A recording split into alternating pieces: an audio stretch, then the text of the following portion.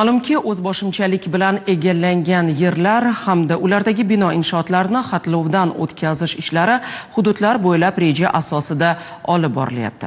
Mavzuni muxbirimiz Oysha Isoqova Jizzax viloyati misolida davom ettiradi.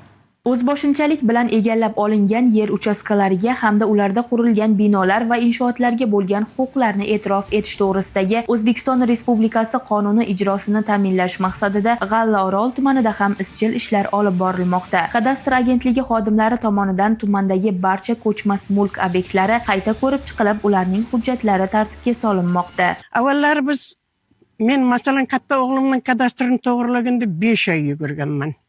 5 oy.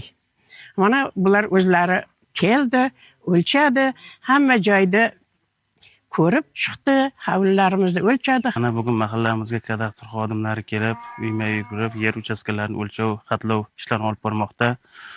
Kadastr xodimlari muomalalari yaxshi, oldingidek avaragarchilik, sorsangarchiliklarning oldi olinmoqda. Xalqimiz bundan minnatdor.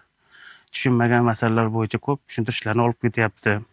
Aytib o'tish joizki, xatlov jarayonlarining eng asosiy maqsadlaridan biri ro'yxatdan o'tmagan uy-joylar va yer uchastkalarini aniqlash va ayrim fuqarolar tomonidan hujjatsiz qurilgan uylar yoki ruxsatsiz egallangan yerlarni aniqlash, qonuniylashtirish va tegishli choralar ko'rish demakdir. G'allaorol tuman hududida yalp xatlovdan o'tkazish bo'yicha Moltob XFI hududida hamma xodimlar xatlovdan o'tkazish jarayonida har bitta xonadonni uyma-uy kirib, yalp xatlovdan o'tkazib chiqyapmiz.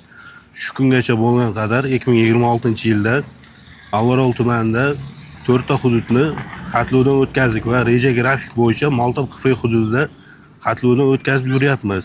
Oysha Isoqova, Ilhomjon Yo'ldoshev Zamon informatsion tahliliy dasturi uchun Jizzaxdan tayyorlandi.